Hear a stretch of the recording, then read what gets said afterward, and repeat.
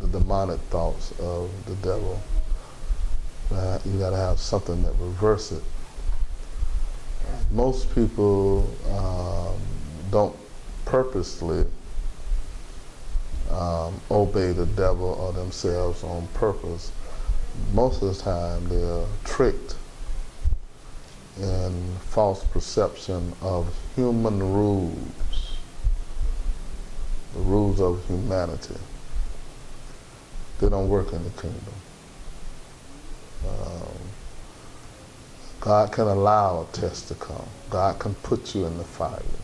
God can harden someone's heart against you. Bishop Ross used to teach, there's a test been assigned to you. It's not the church's own, it's yours. Tell somebody, I got a test. You know, and it's been assigned to you. And everybody in the church don't have. It's a test that you're going through that nobody else in the church going through that test, because that test been assigned to you. So it's what's going on in your mind. Because the enemy is just like being in a fight, and then when a boxer see a man staggering, he finna go in hard, he finna try to knock him out. When the enemy see that I don't show signs of, I'll never let you know you got me. I'll never let you know it. That's why a leader that responds back, they diminish their ministry, the respect that people have for you when you always expressing how you feel. I am not exempt from being hurt. I got red blood just like you. If you cut me, I bleed red blood. I'm a human just like you are. So there are things that people say that hurt me. I've been lied on. People murmur and talk about me now, and so forth. But you'll never know if you hit me. You'll never know if what you did hurt it. I won't allow you to enter into my groan to God. It belongs to God. My pain belongs to Him. Galatians 6:1-4. You're going like that. And people, that's why they fail. And when you start expressing your moaning to people, it turns to bitterness. You don't express it to God, you express it to people. And then when people don't respond back, and then you respond negative, and then now you don't open yourself up for spirits to have a conversation with you.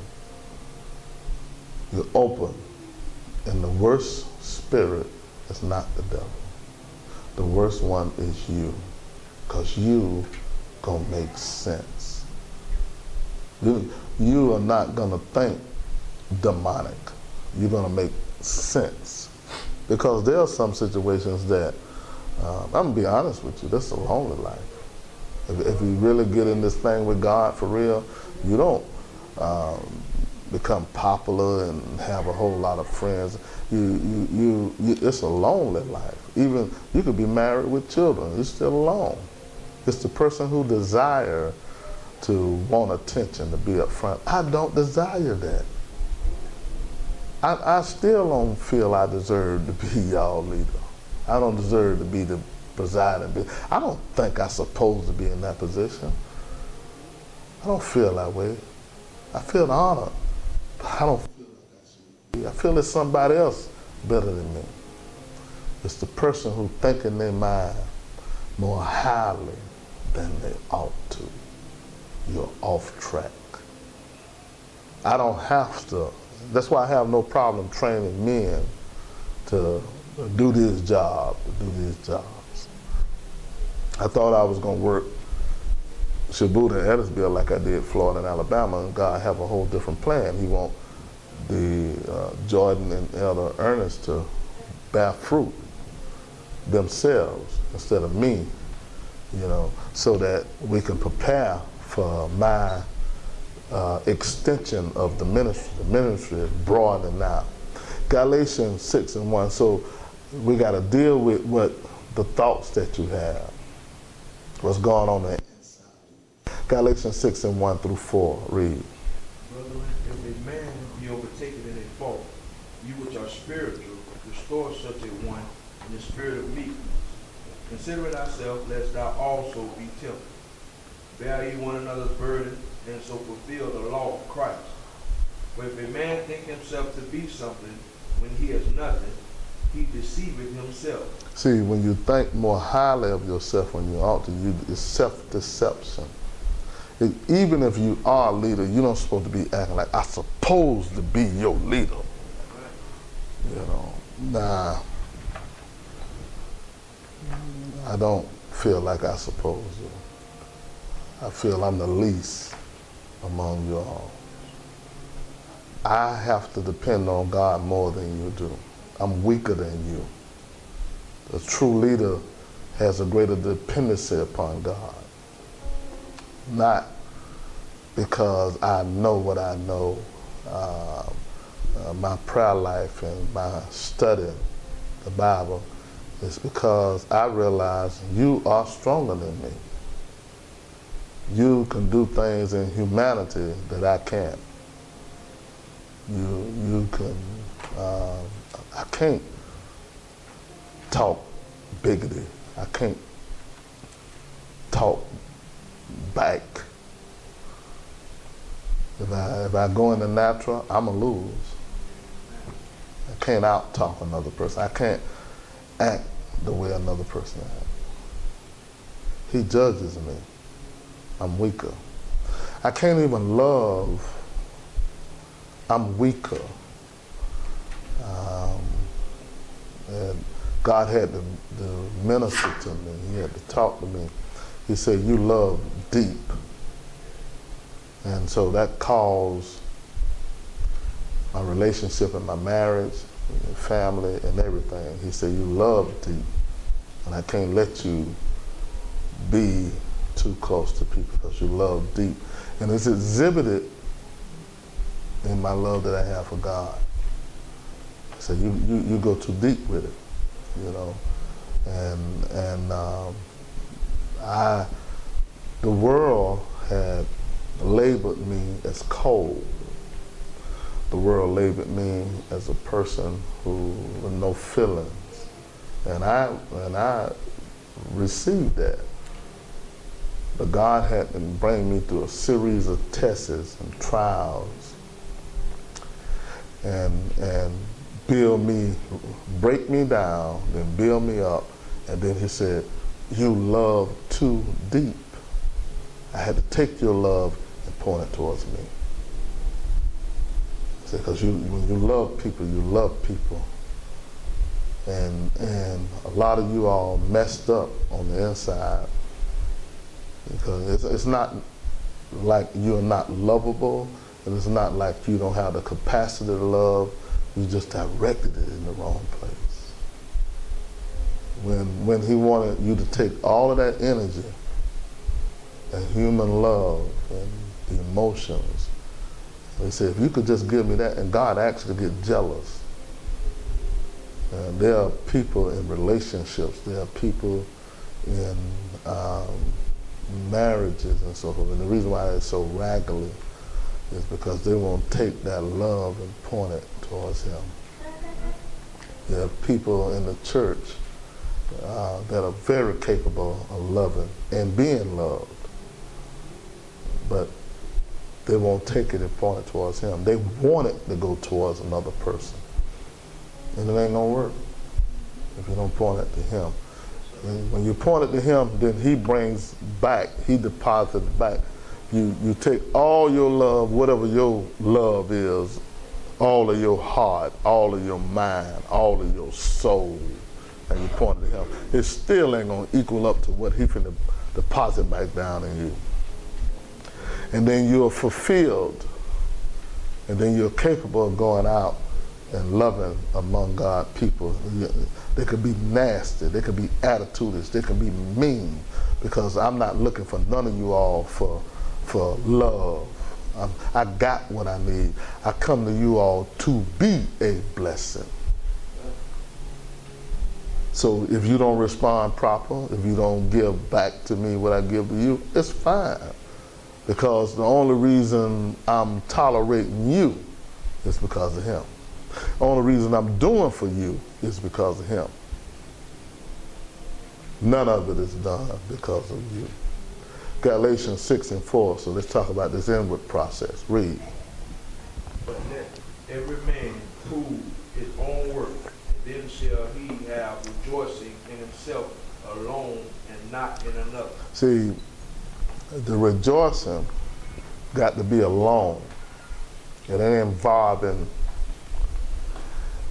people doing this for me, the reason why I'm happy, or I got this relationship that you can get married, you can get what you think you need, and once you get it, God gonna bring enmity in it, just to show you gonna need. So you can, within yourself, you can sit back and gloom and over. One day I'm gonna have me, a family, a spouse, and I'm gonna have what I think I want. God gonna purposely show you, you still need me. You're gonna do it on purpose. And you're gonna find out the thing that you waited on. And if you don't point that love to him, then the rest of your life is miserable on trying to make people be God in your life. Does anybody want to be saved? Turn with me in your Bibles to Second Corinthians 1 and 14 in your Bibles. Within yourself, what are you thinking? What's going on inside of you? Paul was changing the plans, and he had to deal with what's going on inside of himself and what's going on inside of people. Let's go back to the 12th verse. 2 Corinthians 1 and 12, read. For our rejoicing is this, the testimony of our conscience. The testimony of our conscience. What's going on in your mind? This ain't got nothing to do with reputation. This ain't got nothing to do with what people think about me. It's what's going on in my conscience. The testimony in my conscience. Actually, this thing that we call conscience is what gonna speak against you. The great right throne of judgment, okay, when God have the great right throne of judgment, all the dead, he gonna bring them back alive.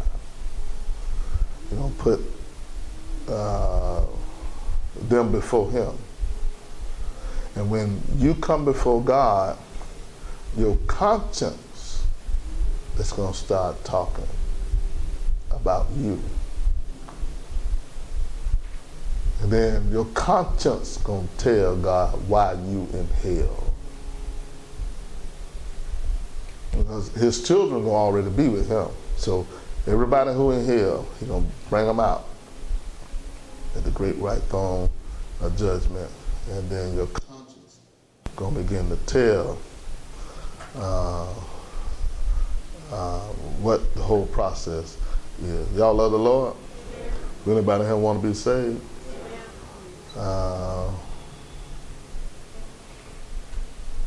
Revelation 20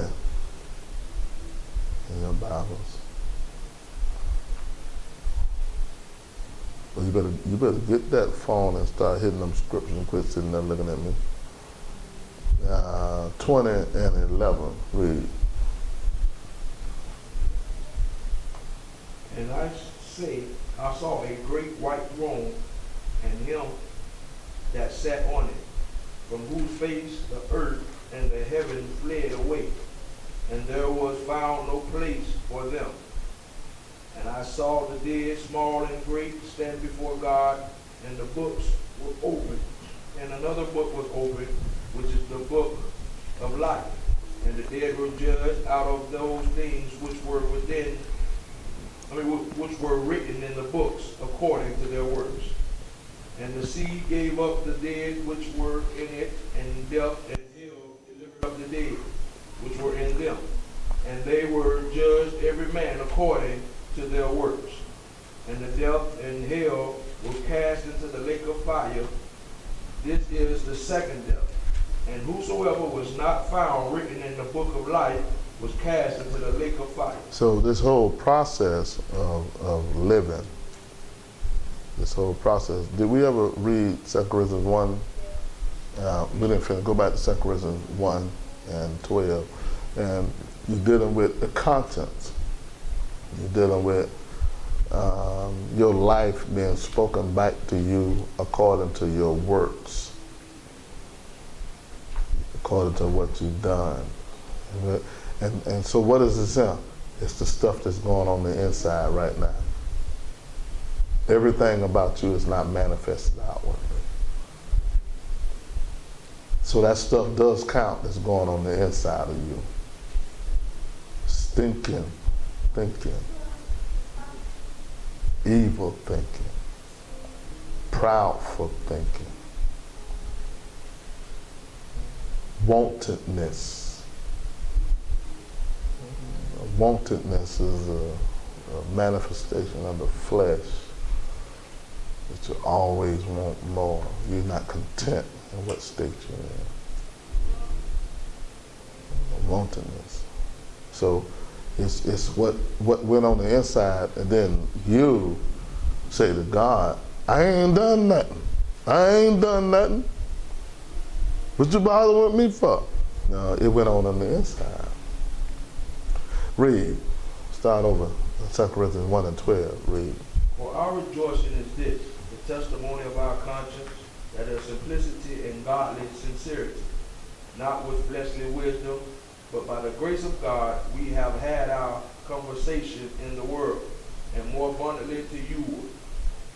13 verse, for we write none other things unto you than what ye read or acknowledge, and I trust ye shall acknowledge even to the end. As also ye have acknowledged us in part, that we are your rejoicing, even as ye also are ours in the day of the Lord Jesus. He said, now there is a dependency for the man of God to see that what he is teaching and what he is depositing is manifested in the saints. You say the rejoicing, even as ye also are ours in the day of the Lord Jesus. Even God, that's a whole different life when you don't grieve him. Ephesians 4 and 30. I don't have it, so you all will have to read it. Ephesians 4 and 30. And grieve not the Holy Spirit of God, whereby ye are sealed unto the day of redemption. Now, living a life, and now you're dealing with the consciousness of God. He died. He let them beat him before he was crucified, because he knew we had a frail body, a body that can take on diseases, noisy pestilence, a body that's fragile.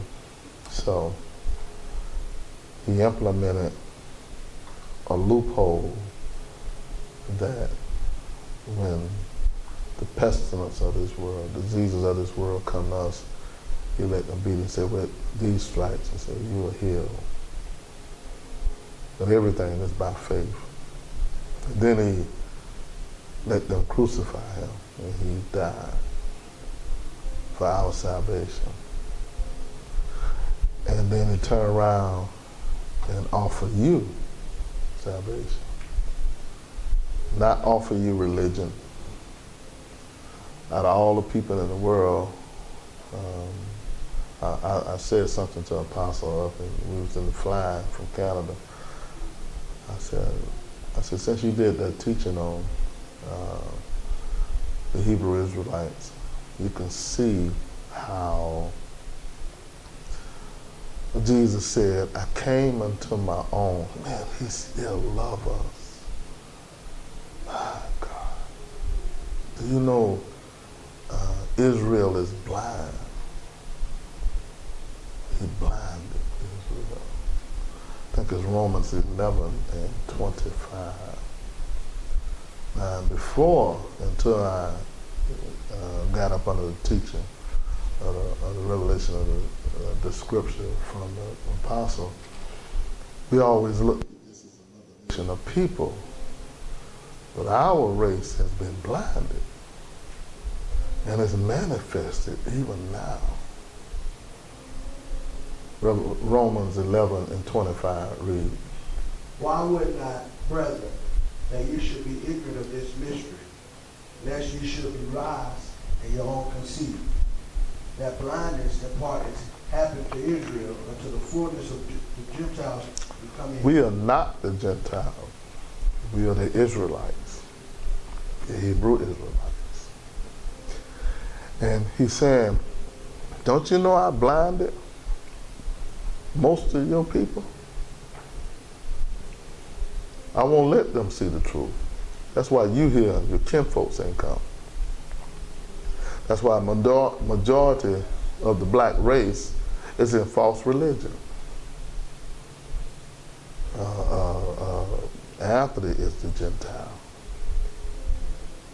He said, the only reason I'm giving you a chance, that's why we should be working on getting him filled with the Holy Ghost. He said, to the fullness of the Gentiles be come in, I shut the door. When the last one of them Gentiles get saved, I'm shutting the door on you all. I just gave you an opportunity because I blinded your race. Why? Read 11 and 26. Now see, until the apostle came and taught to discover that we are these people. When I came up, we were looking at this as them Jews over there now. That they couldn't see this. Now we understand that that's us. And so I see why you right here in the truth.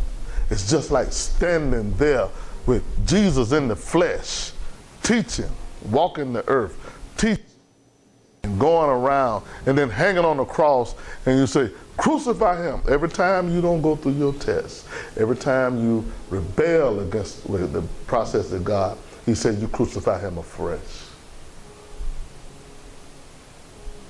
And I said to the apostle, I said, you could see his people doing it all over again. They can't stand him. They rejected him again. He didn't have, we don't even deserve for our eyes to be open. Our eyes supposed to be blind from this. And now, let's keep on reading because he said it's just a small remnant of them people. Read, keep on reading. And so all Israel shall be saved, as it is written. There shall come out of Zion a deliverer. Now he talking about after the rapture. And them the 144,000. Read. There shall come out of Zion the deliverer, and shall turn away ungodliness from Jacob. For this is my covenant unto them, when I shall take away their sins. As concerning the gospel, they are enemies for your sakes. But as touching the election, they are beloved for the Father's sake. For the gifts and calling of God. Man, he is so in love with us. Till our ancestors rejected him and went whoring after other gods. And we are the great grandchildren. And he turned around and give us a chance. He turned around and give us a chance. And look at the way they act. I said to the apostle, I said, they're doing the same thing. Man, how I could, I said, why he love us the way he do? We was supposed to be judged according to our forefathers. We're supposed to be part of the blindness. We're supposed to be part of the curse. Never being able to be saved, being treated bad when they did the Holocaust. That was well, actually, we did get it, but it wasn't. They won't record it. But that's the life for the Jews. When Hitler killed all of them Jews in the Holocaust, he was killing fake Jews. But even in their ignorance, God still allowed slavery to take place in a lot of all of this stuff you read today. This is the worst massacre ever in the United States. First massacre happened. Matter of fact, it's on CNN,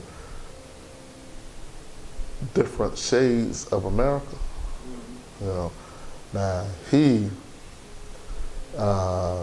is in South Carolina. There was a plantation in South Carolina in slavery time.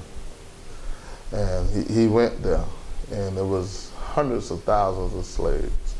They only wanted the men, so the children and the women were left on the plantation, and they, with disease, not enough food, and hundreds of thousands of black folks died. And he shows the country, it's fertile land, it's green, and only the South Carolina people, they say, why you don't use this land? They say, no, our ancestors raised it up, we ain't growing no crops out there, we ain't building no homes out there, because that whole soil is fruitful from dead human bodies. And when he shows the land, acres and acres and acres and acres, and it's so green and beautiful in South Carolina. Do y'all know where it's at? You know, but all of that was because of rejecting Christ. And now, today, they're doing it all over again. They're doing it all over again. Y'all love the Lord? Turn with me to Psalms 40.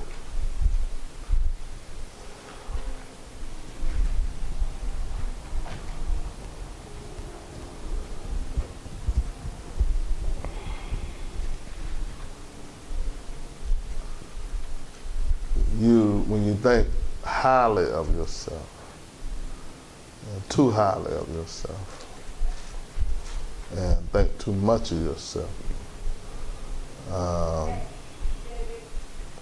Psalms 40 and spell remnant.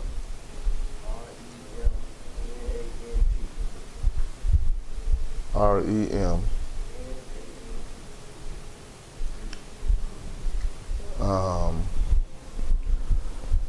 Psalms 40 and 13, read.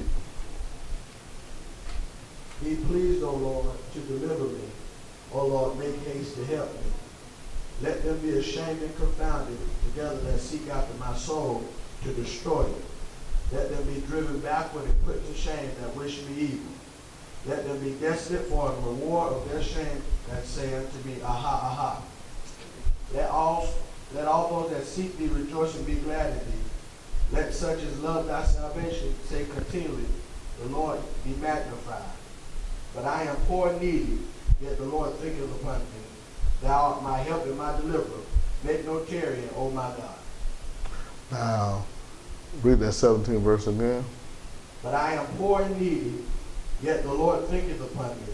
Thou art my help and my deliverer. Make no tarrying, O my God. See, so God don't go by your financial state. It's how you respond. He has no intention to keep you in poverty all your life. But you can't keep yourself in poverty by not responding to him properly,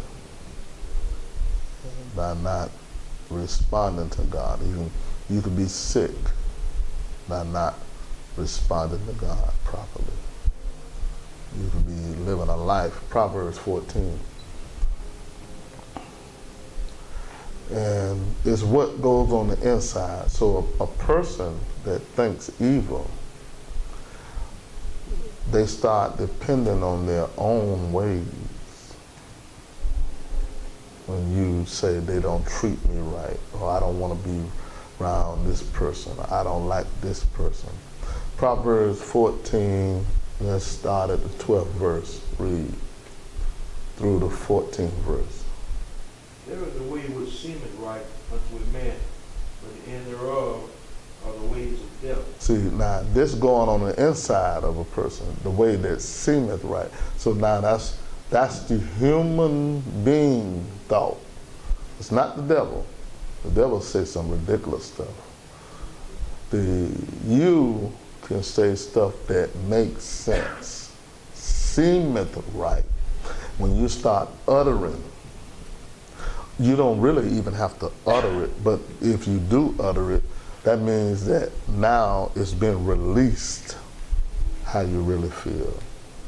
And the control of it is that you don't really have to even utter it. It'll be expressed in your life. So it don't have to be necessary that you verbally said it. You express it in your actions. What are you leaning towards? The way that seemeth right unto man, but the end thereof are the ways of death. Keep on reading. Proverbs 14 and 13. Even in the laughter, the heart is sorrowful, and the end of that mirth is heaviness.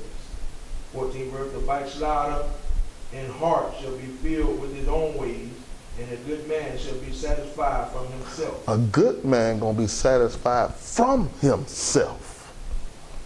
All these people trying to please themselves. I want. This is what I want.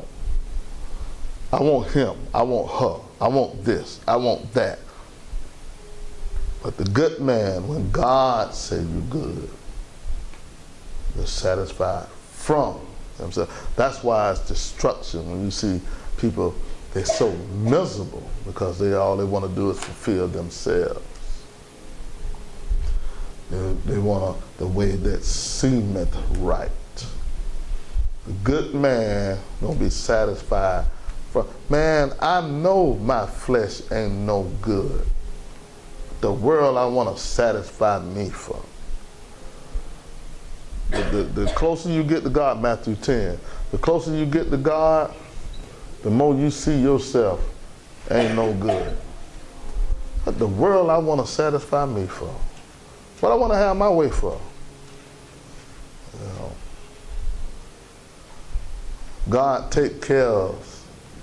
But if you within yourself, you don't see the value of denying yourself. You'll still be trying to please yourself. You can't pick out what you want to do around here. You can't do too much for God. There's no such thing. Well, you do too much for God. But if you don't follow instructions, to the world is foolishness. You can't tell the world everything you do for God.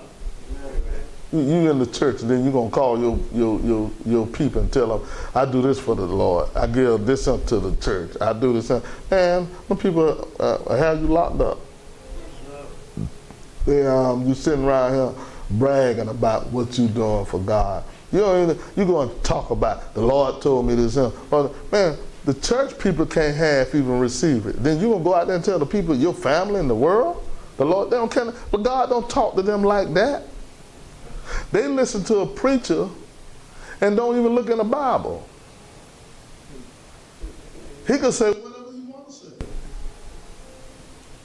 And then we could turn around and give them the Bible and they'll fight it. And they think they're fighting us. That's why I made you get your Bible and looking. Don't be sitting here looking at me. You need to check on this stuff I'm telling you. And you shouldn't allow nobody to tell you nothing about God, nothing about the Bible, and they can't show it to you. They said, well, you ain't got to do all that. He said, show it to me. And when it's in there somewhere, I don't know where it says, well, I don't receive it. Because you're going by tradition. You're going by what somebody told you. You're going by what Reverend John said. Because you're going to find out it ain't even in there. I remember I was talking to a young lady one time. She came to the church. She heard about, matter of fact, it was her family getting saved and healed and delivered in Alabama. And so she came back there and she was going through, and I said, turn to this. Her mama was a pastor, a minister. Her mama was a minister. And so I said, turn to this and read this. And she read it. I said, turn to this and read this. She read it. I said, turn to this and read it. And she read it. She said, I don't believe that mess. And then she pushed the Bible away. I said, one, do you realize you just pushed the Bible? Oh, I ain't mean to do that. But I ain't believing that. I said, do you realize the only thing I said to you was turn to this? That's what came out my mouth. Turn to this. I was given a scripture. Turn to this. So you read what you just said. I don't believe in all that. He said, well, I understand, but I ain't with it. I said, okay, I just wanted you to know that I didn't say nothing. Only thing I told you was to turn to this, turn to this, turn to this, and then you got mad and pushed the Bible away and said, I don't believe all that. You know, and she stayed in that way. She left. The church never came back. You know, I went to Ephesians 4:8, God gave gifts unto men. And boy,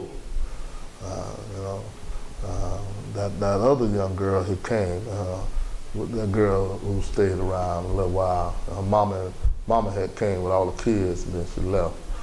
Her mama was a pastor. And they gave this up. Because all I'm doing is showing about Matthew 10 and 26. Read.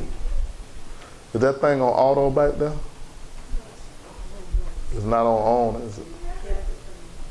Because it don't even sound like it's on. Oh, Lord.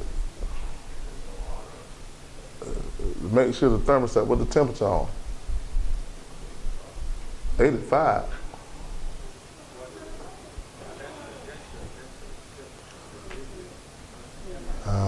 Matthew 10 and 26, what does it say? Fear them not, therefore, for there is nothing covered that shall not be revealed, and hid that shall not be known. When I tell you in darkness, that speak ye in light, what ye hear in the ear, that preach ye upon the housetops. Fear not them which kill the body, but are not able to kill the soul, or rather fear him which is able to destroy both soul and body in hell. Are not two sparrows sold for a farthing, and one of them shall not fall on the ground without your Father? But the very hairs of your head are all numbered. Now listen to what the Lord described about you. But the very hairs of your head are numbered. So he's not saying, I counted the hairs on your head. He's saying this is strain number 553. This is strain number 554. Strain number 555. He said, I numbered the very hairs on your head. And then you're going to go and buy some extra stuff. You know, he know how much you can handle. You can't handle days of stuff. You know, days are humble. With all that long hair she got. You don't see her walk around here. Some of y'all get your hair done, man, y'all walk different. Y'all be, ooh, man, you look like your shoulders get up. You know. Yeah, I mean, they got their hair done. What was going on back there? You know, and then the 31st verse. Now, listen to what God said about you. Matthew 10 and 31. Fear ye not, therefore, ye are more valued than many sparrows. He said, ye are more valued than any sparrow. He said, I value you. I value you. you know, and so you're more valuable than a sparrow. That got to be within. You got to be conscious of this within yourself. So now, when something starts taking over your mind, let's go to Luke 15. The prodigal son he left his father's house and he got his possessions, his inheritance. He went to the world and started spending it. And then he was about to start eating hog slop. And he was getting ready to do that. I was teaching yesterday, an example. I gave y'all an example about my hand being hurt and how my hand, my mouth, my eyes, my brain responded to go help that portion. Jaden came to me after Bible study yesterday. And he said, you know the teaching you did on the hand? I said, yeah. He said, that just happened to me. I said, what happened to you? He said, would you hit your head? He said, I hit my head and my hand responded. My brain started going through everything. My body responded to try to help. You know, now that little boy is taking in stuff. You know, he took in an incident that happened. He saw how his body was cooperating. His body parts was cooperating to help the injured part of his body. It was automatic. And he got that from a Bible lesson. How the body is supposed to help one another. And you are sick, you got a virus, and you sitting in here and you don't love the body. When the world gonna stab themselves, demon-possessed person, who gonna cut themselves, demon-possessed person, who gonna hate themselves, a crazy person, a suicidal person. We are the body of Christ, and you gotta fake like you really into this. So Luke 15, and let's start, we know it's the prodigal son. Let's start at the 15th verse, so you know he done left home. And he went and joined himself to a citizen of that country. He sent him into his fields to feed swine. Now, he's showing you an example of how the world gonna treat you. When you leave the church, people talking about, they're doing so good, they done left the church. Now, you're a citizen of another country, which means you done left the kingdom of God and went to the world. Now look what the world did, and sent him into the fields of feeding swine, feeding hogs. They're gonna give you something, but it's gonna be degrading. Read. And he would fain have filled his belly with the husk that the swine did eat, and no man gave unto him. No man gave unto him. Once you lose whatever you went out there with, you're gonna lose it. Once you leave the will of God and you go back to the world, everything that God held back from you now is coming to you. It's stuff that God holding back from you right now. Sicknesses, incidents, death, everything. It's because you at least trying. He's holding it back from you. Read 15th verse, 17th verse. And when he came to himself. He came to himself. You gotta, I don't care what you're going through, you got to come to yourself. What happened when he came to himself? He said, how many hired servants of my father's have bread enough and to spare, and I will perish with hunger? You cannot come to yourself thinking, coming to yourself is not what I feel. Coming to yourself is thinking on my father's process. He said, and he came to himself, and how many hired servants of my father's? Coming to yourself is not what I done conjured up in my mind.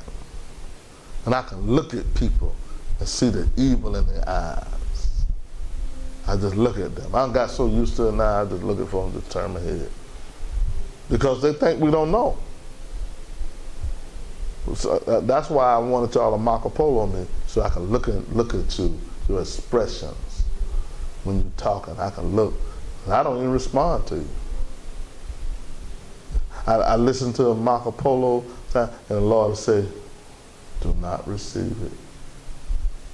That's pointed towards me. You are the agent for them to express it to. They say, my son, it's pointed towards you. They say, but it's really me. You are the one they're going to have to pour it on. They're afraid to say it to me. You just doing what I told you to do. You saying what I told you to say. So they're expressing what they feel. When you all express yourself, you have to minister to me. You have to. Sometimes I'll be ready to call back and say something. I'll be ready. Oh, you want to get down? I'll get down too. He said, no, that's mine. Same about you. That's why I be teaching y'all this stuff.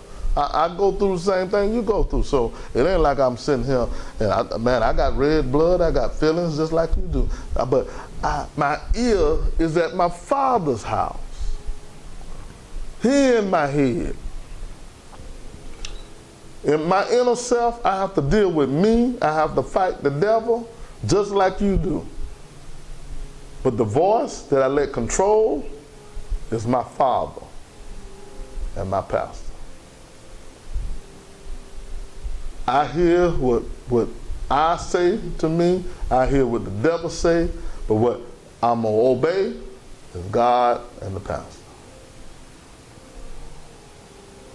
I didn't come to these places on my own. I had just told the church I ain't pastoring no more churches. I was down there in Lake Wales, Florida. I ain't pastoring no more churches. I'm getting old. And I've been sent out more than I ever been in my life. So you can't sit back there and just do whatever ministry you have. You're supposed to magnify it. You're supposed to be willing to grow in it. Not just, well, I'm doing a little something. They say, how? And he came to himself. And how many hired servants of my Father's? Came to himself, going back thinking that my Father, what would my Father do?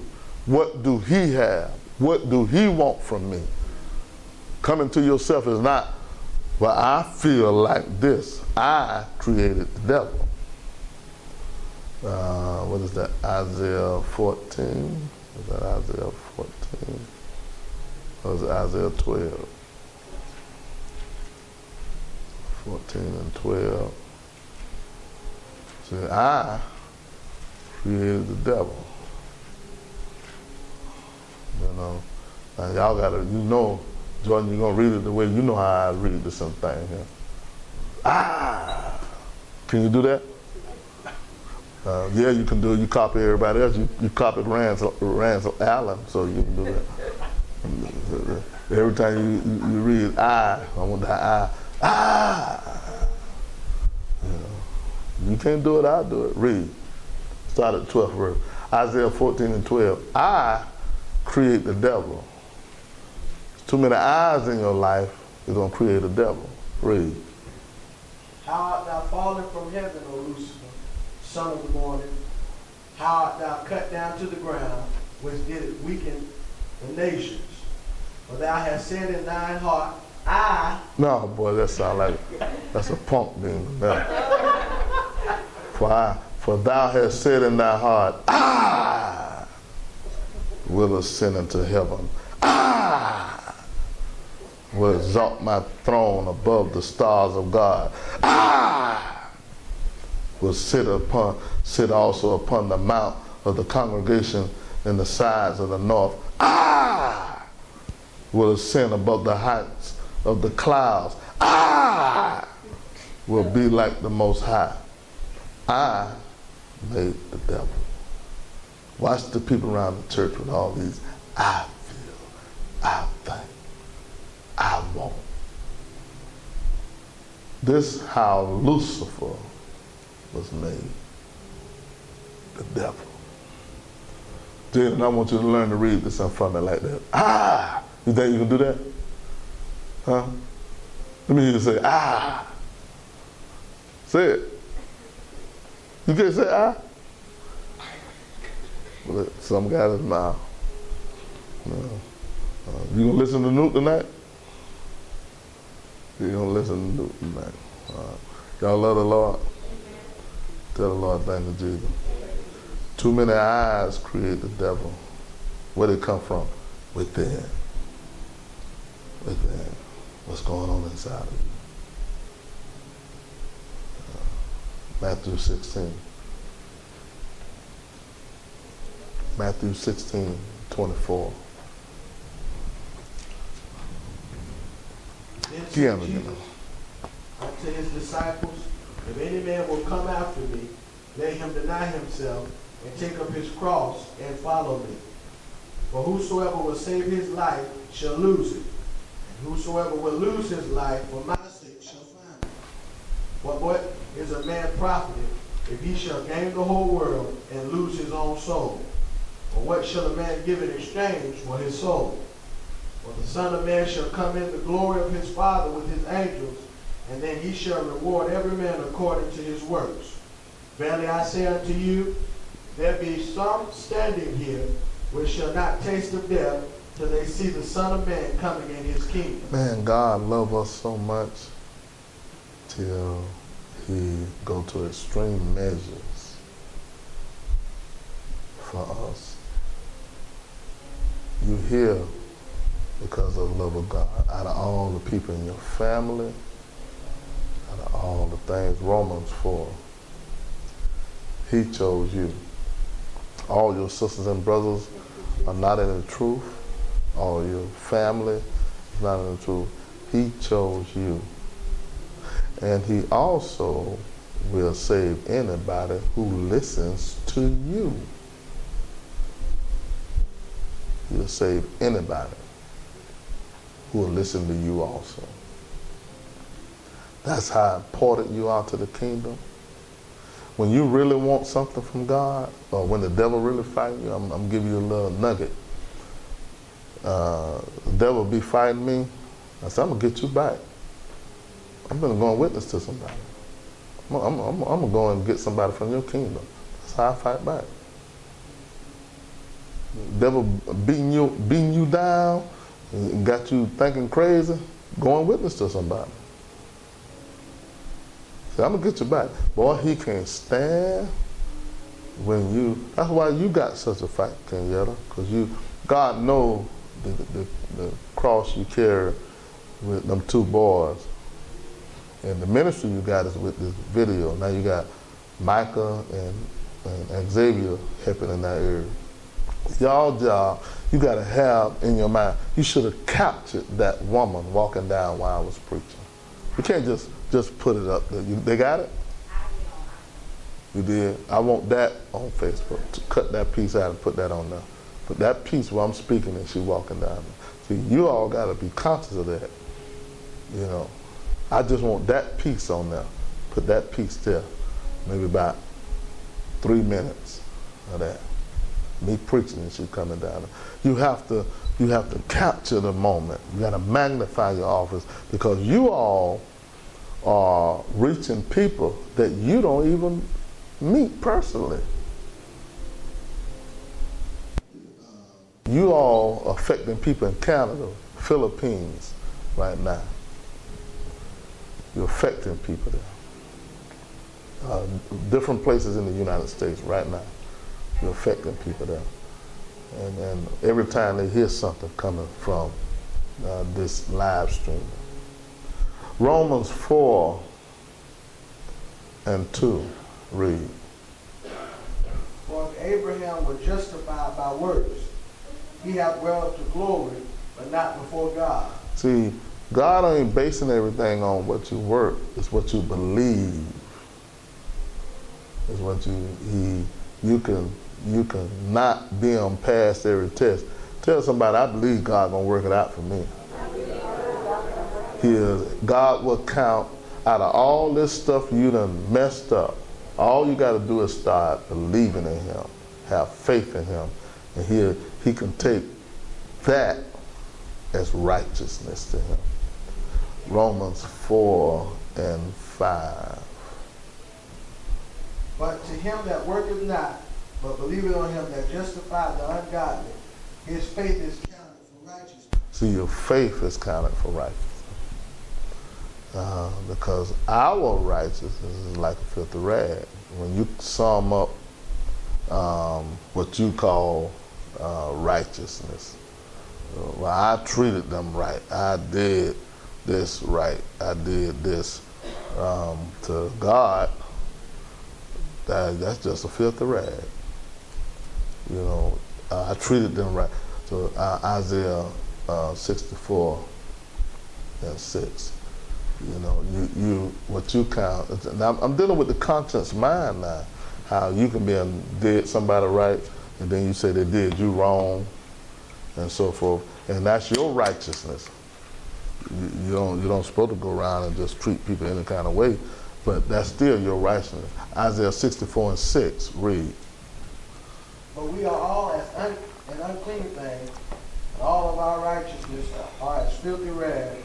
We all do fade as a leaf, and our iniquities, like the wind, have taken us away. So the Lord said, you want to do some righteousness? Believe me. Have faith in me. Believe I'm going to work it out for you. Don't just go by, because sometimes he'll harden a person's heart, even though you treating them right, even though you acting right. So that's your righteousness. He said, okay, so when he flipped the script and got them testing you, then you got to have faith in him. And then he count that as righteousness. Romans 8. Why? Because you do have an inheritance. Do you know God talked to me over 20 years ago about all this? He said to me, he said, that's why I don't have no problem doing what I'm doing. He said, I'm going to give you houses and land. I'm going to give you this stuff. He said, but you ain't going to have it in your name. He said, as long as you live, it'll be yours. You can live like it's yours. He said, but when you die, your family ain't got to worry about fighting over it. So I don't mind doing this because he told me I was going to live like this. And then I was feeling bad because Bishop Ross was a builder, a general contractor in his head. He can take something raggedy, take his hands and reconstruct it. And the Lord told me, I'm going to send you the people that will do it. And Deacon Robert done remodeled things, changed it totally, and so forth. I don't know how to do that. I'm getting my roof fixed now, and I was trying to go the cheapest route I could. And I finally gave in, and actually Sherry brother doing my roof. And he said to me, he said, you're a man of the cloth. He said, Bishop, you're a man of the cloth. And I can't do you any kind of way. He said, now, let me tell you, it's the worst roof I ever saw in my life. I said, the roof been held up by God. It's supposed to been fell on us. He said, Bishop, I can't patch this thing up. I gotta build another roof. And that man building that roof, and the house looked totally different. And then somebody passed by there and called one of the members of the church. Oh, he giving them saints money. They fixing his roof. My roof, the only one tore up on the street.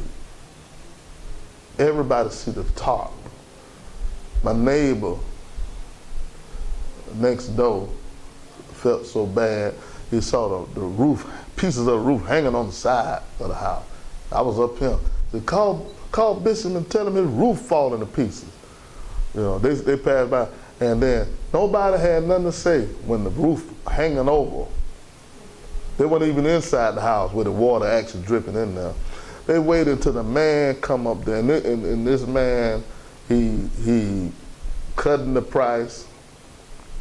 You know, it's costing me more than I thought it would, but he cutting the price where I ain't pay. He said, I can't pass this up. I got to build you a whole nother roof. I got to build a whole nother roof up here. And to make the house look totally different. And I got to get Deacon Robert to do the inside. And, but the hatred that the world have for us said, oh, he getting his roof fixed. They giving him money in the church. You know? And it's one of the people that go to church with us, family members, came at them. And I know the person want to help. I know they have a good heart.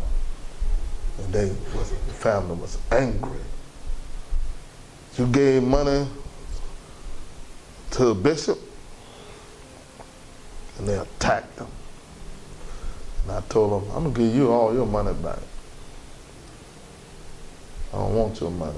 And I know, and I ain't doing that to hurt the person, because the person who gave it to me, fine, they disobeyed me, and what I told them not to do is not go and telling people what they do for the church. Don't go around bragging about what you do for the church. Foolishness to them, to the world. You make them hate me even more, and then go and find an accusation against the church. You know. And so I said, I'm getting your money back. I'm getting your money back, so your family will leave you alone. They don't want it back. I told them, I'm giving it back to you. They don't want me to give it back to them. Again, I said, because they threatened to cut off their check. I'm going to go and tell the government what you just gave that church. What you gave the bishop. Because they see my roof getting fixed. I said, that little bit of money, you think that little bit of money you gave me fixing this roof? A little bit of money, and now don't get me wrong, the person that go to the church and don't have no ill feelings, they love the church, they love me, and they don't want the money back. I'm giving it back because I told them not to tell their family, and they did it. They got mad at them and said, yeah, I gave money to the church, and that's what I wanted to do. And when you get that crazy check, you got to give an account what you do with your money. You know. And I know that the person want to give and love, but you got to obey your pastor. Y'all hear me? You can't get mad and then disobey. And she hurt about me giving her the money back. She don't want the money back. And I know it hurt her. She probably gonna sneak and try to give it back to me anyhow, you know, without me knowing it, knowing her. But I said, I'm giving you your money back. You ain't finna tell your people, them people mad. My roof caving in. The preacher can't even fix his roof. I ain't got no big mansion. You know? Some of the saints' house bigger than mine. They're more comfortable than I do. I spent my money on the kingdom. I want to fix that little house we got up there. So when I die, my wife will have a house to stay in. She have a car. I put that car in her name she got. I ain't put it in my name. So the church won't be taking nothing. Because when I die, everything in the church name on it, she ain't getting nothing. And I did it on purpose, but I wanted her to have a house. I wanted her to have a car. I wanted her to have some money in the bank. So I got life insurance on myself. She got her own car. I'm fixing that house, so you have your own house, so you ain't got to be asking nobody for nothing. You know. She back there talking about, amen. Boy, she might be ready to bury me. No. Oh, my goodness. You know. And Why? Because it's the kingdom. It's what's going on inside of you. What's going on inside of me. You know. You got to be careful what's going on inside. Did y'all read Romans 8? Romans 8, and look at the 16th and 17th verse. Now 16 through 18, read. The Spirit itself bear witness with our spirit that we are the children of God. If children, then heirs of God, and joint heirs with Christ, if so be that we suffer with him, that we may be also glorified together. For I reckon that the sufferings of this present time are not worthy to be compared with the glory which shall be revealed. So the Spirit, now this inwardly, the Spirit bears witness with our spirit, small s, that we are the children of God. You're supposed to know that you're a child of God. That's got to be inwardly. The Spirit, capital S, Romans 8 and 16, itself bear witness with our spirit, your spirit, that we are the children of God. That's inwardly. So inwardly, 17th verse, if children then heirs of God, joint heirs with Christ. You do have access to anything. If so be that we suffer with him, that we may also be glorified together. So it ain't gonna come automatically. Romans 12.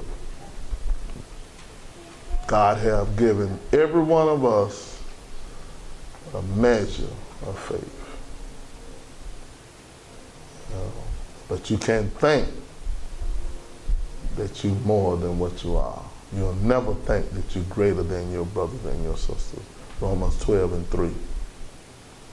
For I say, through the grace given unto me, to every man that is among you, not to think of himself more highly than he ought to think, but to think soberly, according as God hath dealt to every man the measure of faith. You go to thinking that you're better than the people that have been around the church and think they're better than the other saints and so forth. Just like I'm just telling y'all, you know, back home, they're looking at my roof getting fixed and talking about that, but they ain't had none of this. The pieces hanging on the side of the house, ain't nobody saying nothing. The pieces of the roof hanging over on the side of the house, ain't nobody saying nothing. And then somebody up there repairing the roof, well, actually rebuilding a new roof, and talking against it. Oh, the people in the church done gave Bishop money. And they know their family member go, oh, you gave him money to fix his roof? You can't handle that little bit of stuff? You can't help me. Acting like you can help me. Somebody say something to you like, man, I know God gonna get them. He gonna shut their mouth. You mess around and give me a double decker. I have a split level house somewhere. Make you pass by there and look at it. Make you turn around and give money to it too. You know, y'all love the Lord? And, man, you don't know how ministries and things are birthed in your life. God told me, he said, I'm gonna bless you in front of your enemy. I'm gonna do it right in your enemy's face and make them say, God got to be with him. That's what's going on in Lakeland now. He's finna make them say, God got to be with him. Right, because I did everything to try to stop you. 1 Corinthians 4 and 3. Read. But with me, it is a very small thing that I should be judged of you on man's judgment. Yea, I judge not my own self. See, now, you keep on reading. For I know nothing by myself, yet am I not hereby justified, but he that judgeth me is the Lord. Therefore judge nothing before the time, until the Lord come, who both will bring the light bring to light the hidden things of darkness, and will make manifest the counsel of the heart. And then shall every man have praise of He God. said, I can't even judge. I can't come to no conclusion about myself because I can't trust what I'm thinking. He said, I don't even judge my own self. He said, I got to let the Lord do that because I be thinking crazy about myself.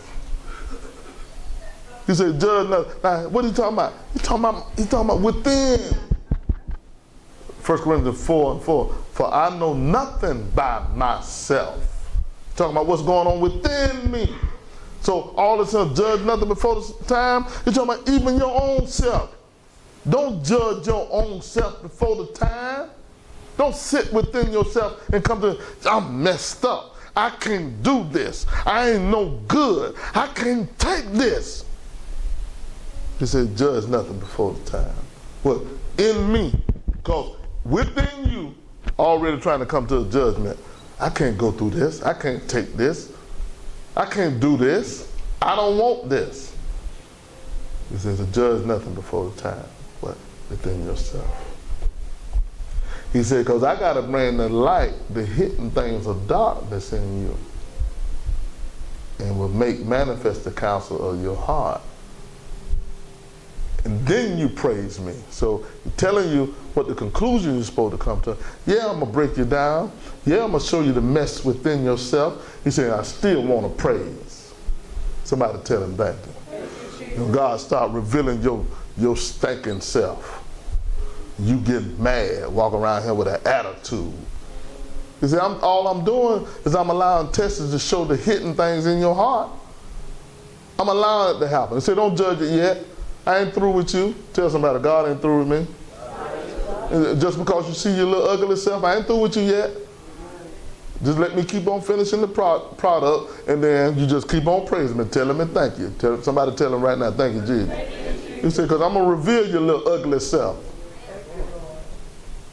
You ought to be glad he's showing your ugly tail. You know, tell somebody, I need me some help. 2 Corinthians 1:12. I need some help. So let God reveal my ugly self to me. You know, y'all love the Lord? Tell him thank you, Jesus. 2 Corinthians 1:12, what it say? Our rejoicing is this, testimony of our conscience, that in simplicity and godly sincerity, not with fleshly wisdom, but by the grace of God, we have had our conversation in the world more abundantly to you. See, a testimony of our conscience. What's going on in the inside of me? I gotta let you all know. 2 Corinthians 9:3.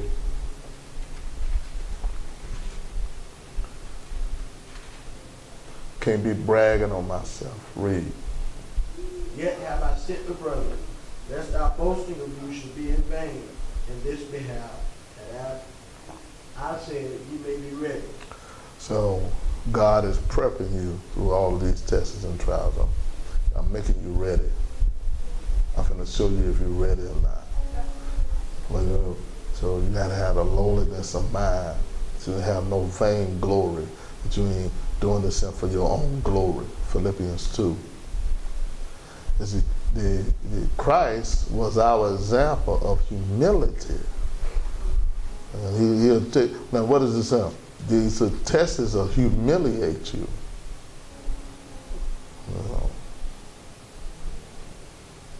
You know, I asked Sister Michelle something today. You know, God be telling me how to do things. I said, Sister Michelle, you sew? You know, she said, yeah, a little bit. So I'm finna go to your husband and tell him he ain't going around here asking no women to sew for him. He ain't ironing no clothes. That's your job. I'm gonna tell him. You know, you ain't going around here asking nobody to sew nothing for you. That's your wife's job. Ain't nobody finna iron your clothes. Ain't nobody finna do nothing. That's your wife's job. If she don't want to do it, come here with your holy clothes on. Then I'll say something to her. She don't want to iron your clothes, come in here with your wrinkled suit on. Come on in here. I'll say something to her. You ain't be coming around here asking these sisters to sew your stuff and iron your stuff and do this thing for you. You got a wife for that. Now, if she couldn't sew, then we'll have a sewing class on Thursday night. Maybe y'all need to have one anyhow. You know how to sew, Mackenzie? Well, you know how to sew, Leela? Okay, well, y'all need to teach them. You need to have a sewing class. You ain't got to stand up here doing no scripture.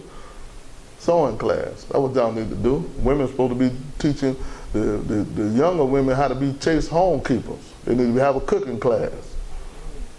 What you need to have? We all fellowship with you when you had a cooking class. You know, Newt talking about getting married. Well, no, he ain't said nothing about getting married. He just want a wife. He ain't said nothing about getting married. He want a wife that he can drop and get another one. So he don't want to marry him. He just want to say I'm married, and then he ain't got to get no divorce because he ain't never married him. He just in his mind, in his own conscience. That's my wife. You know, he'll drop you in a minute and get a nut. Philippians 2:1. He got his own system up in his mind, and then created. So right now, Brittany, his wife, you know, and Newt, when his wife, he just stare at him. He don't talk to him. He's scared to talk to him. I said, well, if something wrong with Brittany, you got to go over there and carry that demon out of her. You got to help her. You got to help her. No, you go over there and help her. Yeah, I'm going to help her, and she's going to have her own car, and I'm going to have my own car. See, he already changed up everything in his mind. He said, I'm going to buy a ring tomorrow. I said, we're going to the bubblegum machine. Yeah, I get one tomorrow.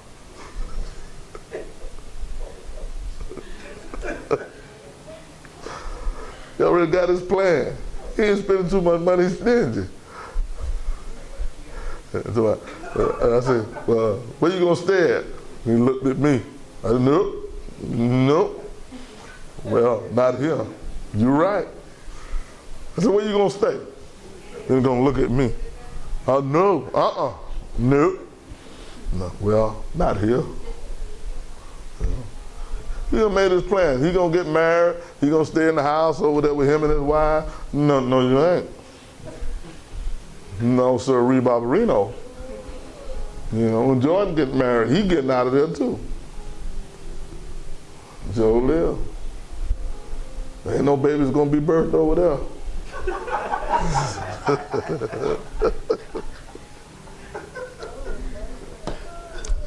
Joe ain't. You know, y'all love the Lord? So in his mind, he ain't got him a wife. He got a car, she got a car. You know, they gonna have a house somewhere. It's all in his world, and he ain't got nothing. But you let her tell him she finna marry somebody else. He'll drop her and say, bitch, I'm gonna get with you. I'll let you know who my next wife is. 48 hours, he gonna have another one. So he got him a system. He ain't never married him to divorce him. It's all going on in his mind. He got him a good system. He got him a system. He can drop him in a minute. Philippians 2:1, what does it say? If there be therefore any consolation in Christ, if any comfort of love, if any fellowship of the Spirit, if any bowels and mercies, fulfill ye my joy, that ye be like-minded, having the same love, in the one accord of one mind, that nothing be done through strife or vainglory, but in lowliness of mind, let each esteem other better than themselves. That's the way you gotta have this within you. You gotta always think of yourself less and think more highly of your brothers and your sisters. I don't feel like I'm supposed to be y'all pastor. I don't feel like I'm supposed to be a bishop or supposed to be the presider. I feel just the opposite. When persons start feeling like they're supposed to be this. Because God will have me saying things that people ain't gonna like. 1 John 3. So you got to deal with your heart, your conscience, what's going on the inside of you. 3 and 1 John 3 and 19 read. Now, this is when I start getting the understanding of the heart. Now, first we're going to go to 1 John 3 and 19. Then we're going to go to Jeremiah 10, I think it is. Read. And hereby we know that we are of the truth, and shall assure our hearts before him. For if our hearts condemn us, God is greater than our heart, and knoweth all things. So you live a life where your heart start condemning you. I can't do this. I ain't good enough. God done chose the wrong person. I can't get up there and sing. I can't get up there and do that stuff. I can't speak. Your heart start condemning you. The Bible says God is greater than your heart. And he knoweth all things. 21st verse, read. Beloved, if our heart condemn us not, then have we confidence toward God. So if your heart is not condemning you, you have grown to the place where your dependency is upon God. I don't feel like I'm supposed to be in this place, but I know God put me in this place. Man didn't put me here. God put me here. So I ain't got to go around trying to please people to stay here. Keep on reading. 22nd verse. And whatsoever we ask, we receive of him, because we keep his commandments and do those things that are pleasing in his sight. So that's the process. I'm dealing with everything that goes on within yourself. The thoughts that go on in your mind, the stuff that go on within you, and you got to adjust. Psalms 119 and 59.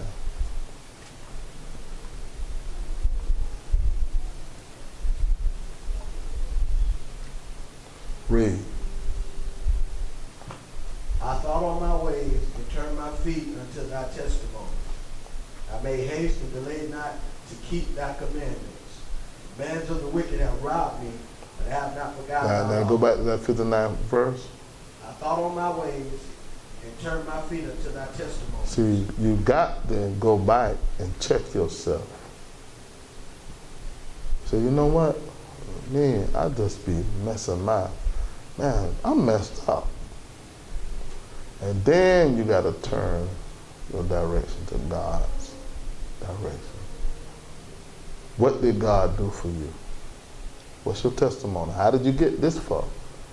You got to start back. That's what I be telling y'all. Test gonna come. You're gonna need every Bible study, everything that God did. You're gonna have to feed off of that stuff.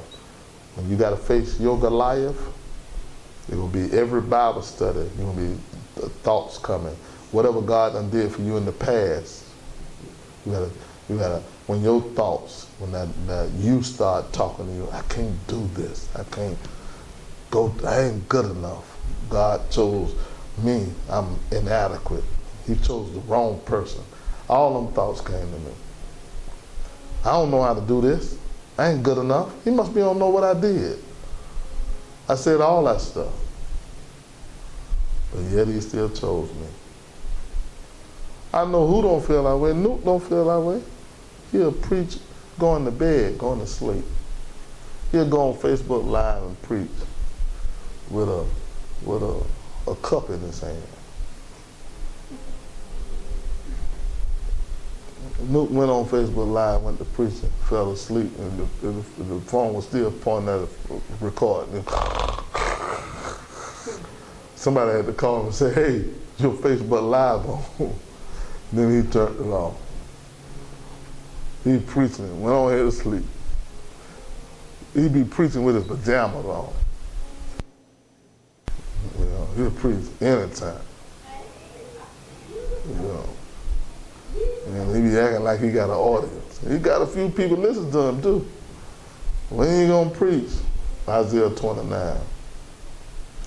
Your spirit can go in error and you start murmuring about the doctrine you teach. Start questioning the very direction of God. That's how people leave here. Isaiah 29:24. They also, the arrogant spirit shall come to understanding. They that murmur shall learn doctrine. See, God will break you down and make you learn. So, tests, all of these things. So something going on crazy in your mind, and you go to complaining. Now, when God still loves you, He'll break you down, make you learn. And you'll be saying, hey, now I understand. I think somebody just came to me. Who was that? One of y'all? Yeah, now I got an understanding, you know. Who was that? One of y'all said that to me this week. Somebody said that to me. You know, CJ, that's who said it to me. So now I got an understanding. He had went through something, and something happened. And he called me yesterday and said, I understand now what you've been saying all this time. I got to humble myself. He said, it's me. I said, all this time I've been telling you. He said, Bishop, I'm slow. He said, but I got it. I said, man, it's me. He felt so bad all this time. Acts 12. You got to humble yourself. You got to come to yourself and come into the knowledge that I can't keep going the way I want to go. 11. Acts 12 and 11. Read. And when Peter was come to himself, he said, now I know of a surety that the Lord hath sent his angel and hath delivered me out of the hand of You got to come to yourself and know that God did whatever took place. You got to acknowledge him in all thy ways. Because you can't put no confidence within yourself. I think it's Jeremiah 10 and 17. Is it?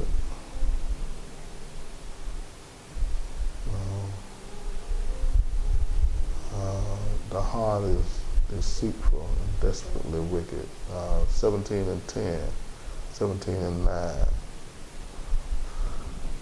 Jeremiah 17 and 9 and 10. Read. The heart is deceitful above all things and desperately wicked. Who can know it? I, the Lord, search the heart. I try the reins, even to give every man according to his ways and according to the fruit of his doings. Our last scripture is 2 Timothy 1 and 7. So you got to overcome this thing inside of you called fear, or it'll beat you down. It'll torment you. Read. God hath not given us the spirit of fear, but of power and of love and of a sound mind. All right, and so you got to deal with what's going on inside of you. You got to deal with it. This is the third hour prayer. May God bless you. May heaven smile upon you.